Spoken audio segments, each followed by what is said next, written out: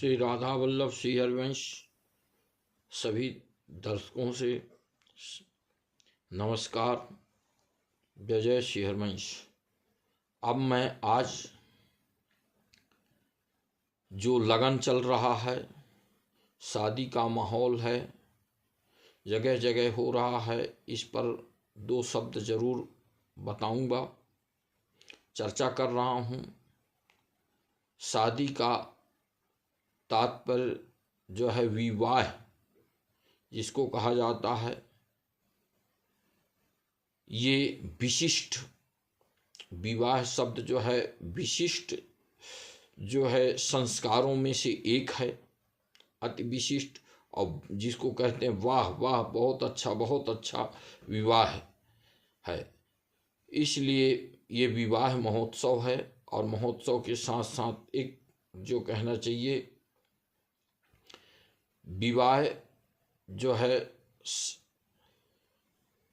जो सभी को एक संस्कार तो है ही, सभी को आनंद अपने पराये और सभी को लेके आनंद प्रदान करता है। सर्वप्रथम हमारे यहाँ बारात आता है तो द्वार चार होता है।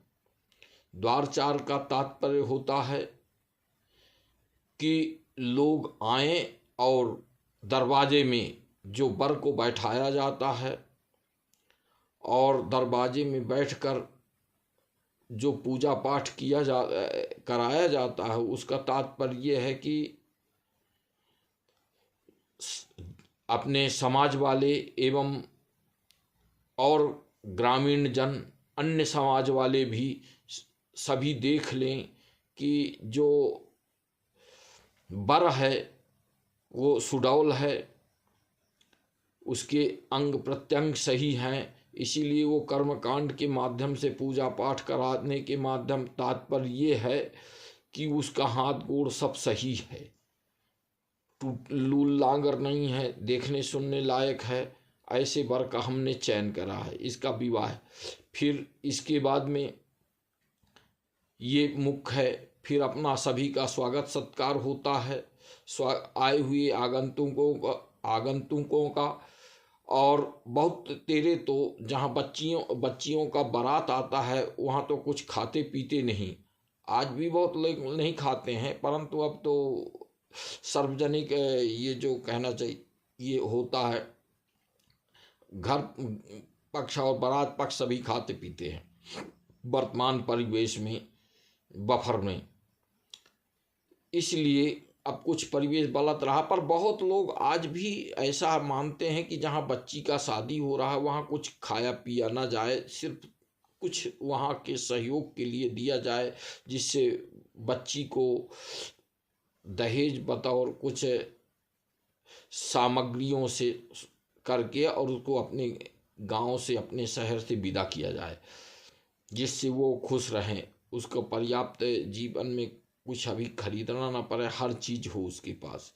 ऐसा भावना लगा कि सब लोग मिल के उसको पूरा करते हैं, उसके हर व्यवहार को और हर ज़रूरत की सामग्रियों को, कपड़ा से लेके जितने चीज़ें चाहना होता है सभी। फिर इसके बाद में आता है वर पक्ष का जो चढ़ाव चढ़ता है, तो कन्या अपना अंचल फैला के ऐसे लेती है जो भी उधर से दिया जाता है, और ये चढ़ाव लगभग 1-2 बजे रात तक चलता है। इसके बाद में वर और कन्या दोनों को नहलाया जाता है और कन्यादान करने वाले भी नहाते हैं, और उसको अधिकांश जो है असली विवाह जो है भोर में जो होता है ब्रह्म मुहूर्त में, तो ब्रह्म मुहूर्त में दान किया जाता है, कन्यादान, और उसके साथ जो भी होता है वो सब दान किया जाता है, जिसको कन्यादान कहते हैं। वो ही असली विवाह है, क्योंकि ब्रह्म मुहूर्त में वो होता है। उसे ब्रह्म विवाह कहा जाता है, ब्रह्म विवाह कहा जाता है। और उस वक्त बच्चे को जो है विष्णु का स्वरूप माना जाता है और बच्ची को लक्ष्मी का स्वरूप माना जाता है। तब तक वो दाएं अंग पर विराजित होती है, दाएं ओर बैठती है बच्ची वर पक्ष के। परंतु वर पक्ष वहाँ 7 वचन का लेना देना होता है। 4 वचन बच्ची के लिए होता है और 3 वचन बच्चा लेता है बच्ची से। वो 4 वचन जो हैं बच्ची लेती है कि जो भी आप कमा के लाएंगे वो मेरे को बताएंगे। साथ में वो करधन जो पहनते हैं ना, उसमें चाबी लगा रहता है। उसका मतलब ये है कि हमको जो भी कमा के लाएंगे वो संग्रह का ही मतलब है, हमारे पास ही वो सब होना चाहिए और किसी को नहीं। आप देते रहो पर, और जो भी दूसरा बात है, जो भी किसी को दो तो हमारे जानकारी में हो, हम मना नहीं करेंगे। और तीसरी बात यह है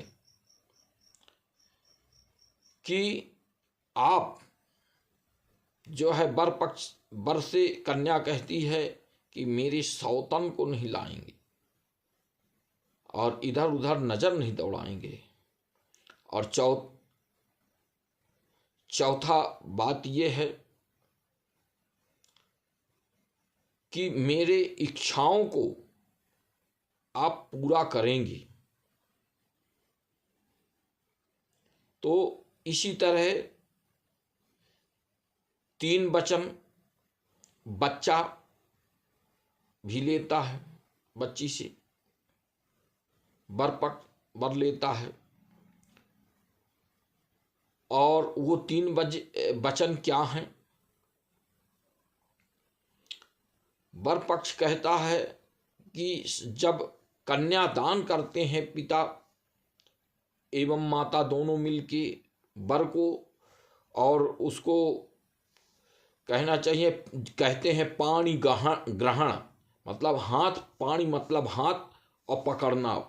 वर को बच्ची का हाथ पकड़ाते हैं और कहते हैं कि अब हमने अपनी बच्ची को सौंप दिया वर को,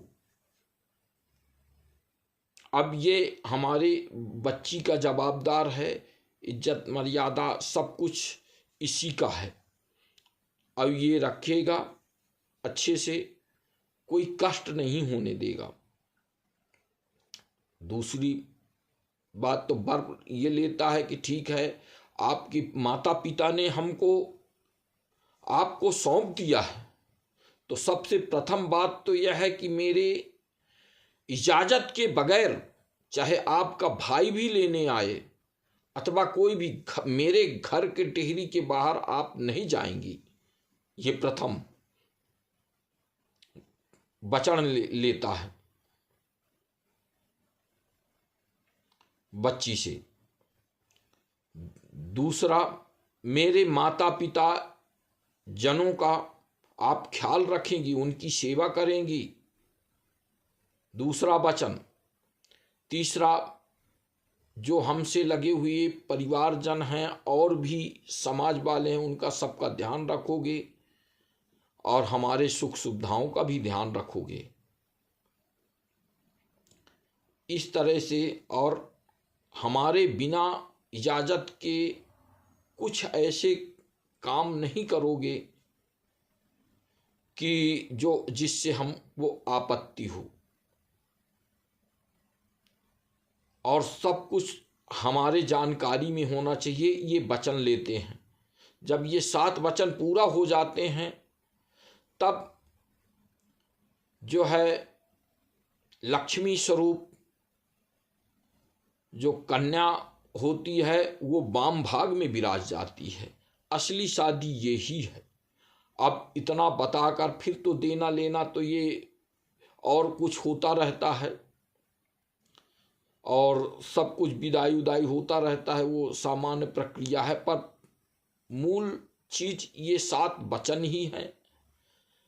अब मैं आज इस वीडियो में यहीं तक बोल रहा हूँ। आप सभी को शादी ब्याह जिनका लग गया है उनके लिए ये मैं सब बता रहा हूँ।